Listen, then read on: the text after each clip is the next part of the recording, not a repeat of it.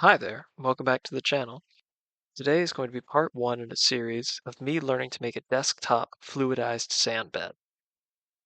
My goal is to eventually make a diorama inspired by the novel Tress of the Emerald Sea by fantasy author Brandon Sanderson. A fluidized bed is created when gas flows upwards through a mass of solid particles like sand. The flowing gas pushes the particles away from each other, allowing them to move past each other far more easily. As a result, it behaves more like a fluid than a mass of solid particles. Right now, I'm making my first prototype. I've sandwiched a stainless steel mesh in between two 3D printed components.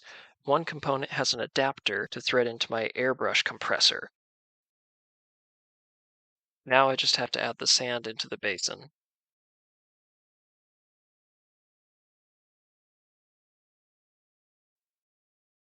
Well, back to the drawing board. Didn't think it was going to work the first try. For version 2, I'm going to make the mesh removable. This will make it easy to install any baffles or restrictors to even out the airflow underneath the mesh. We're also going to go much smaller for our initial test bed. Printing out the pieces for version 2, I sand what will become the ceiling surfaces to ensure a tight fit. These surfaces will be held tightly together by screws and heat set inserts. I want to minimize any gaps so as not to provide leak paths for air pressure or sand. Next step is to add in the heat set inserts using my soldering iron.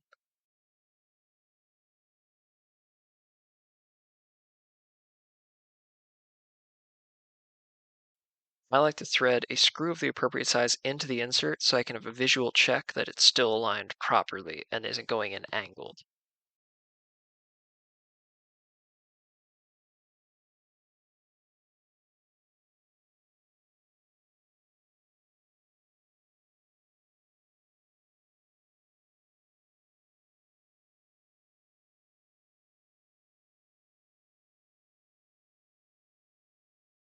Once the inserts are set, I use superglue to cement the stainless steel mesh in between the two pieces that form the mesh frame, pulling it tight across the opening.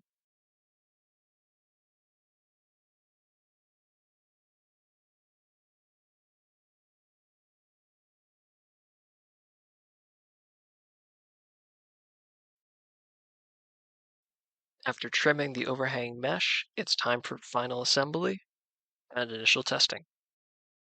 I'm using a computer fan for my flow source this time. I think that the compressor is far too overpowered for a desktop model. First, the mesh and the hollow square piece that you saw me print earlier are fastened together to form a bucket with a mesh bottom. This can then be installed directly onto the base and is able to be removed for easy access to the internals without risking spilling sand everywhere. After making a mess, adding the sand in, it's time to begin our first test.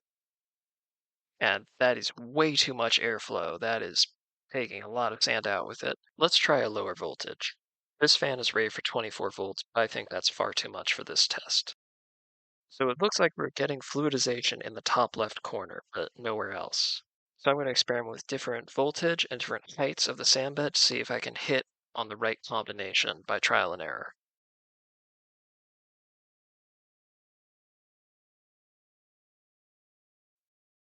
Nothing seems to be working. I experimented quite a lot with this. I think this is because the air is flowing in from the bottom right and collecting in the top left section of the chamber below the mesh. Since there are no baffles or anything that's causing it to want to go upwards instead, evenly across the surface. I think that if I create a barrier piece that blocks air from flowing up through the center and only allows it to flow along the perimeter of the channel, I think that that is going to make a more even airflow. When I'm installing any kind of test thing like this, I'm using the trick of putting tape on both sides and then putting a little dab of super glue. So that way, if I need to get it apart, it's much easier to separate.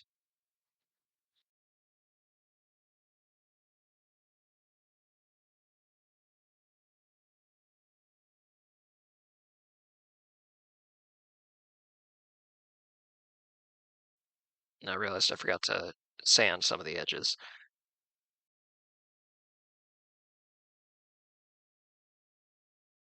All right, time to begin test number 3. Adding in some sand, trying to even it out.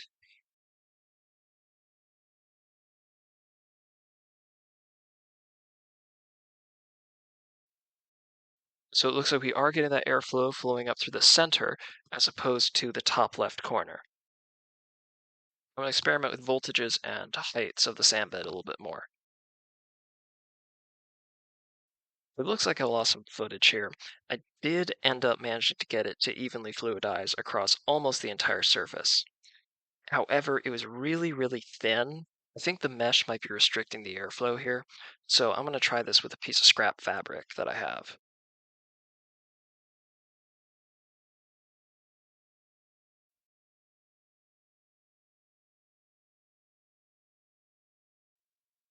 Right now, I'm making sure that it's evenly squeezed on all the surfaces. Make sure there's not a leak path for sand to escape.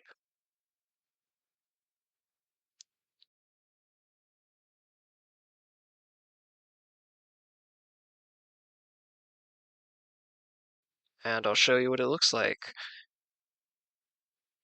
You can see the sand beginning to spread out even as I add it more.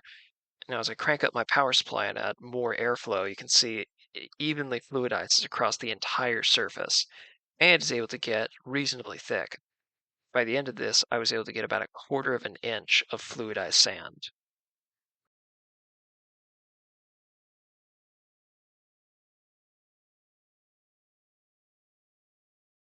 And here I'm just floating a little bit of wood on it.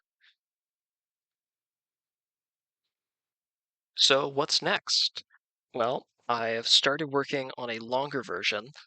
This test bed is about 2 inches by 2 inches of fluidized area. I am working on one that is 3 times longer, so 2 inches by 6 inches, that I would actually be able to float a little wooden boat on. I'm getting some really promising results in testing, and I'm hoping I'll be able to show you guys pretty soon. Until then, thank you for watching.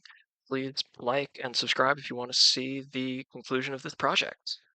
Thank you very much, and have a wonderful day.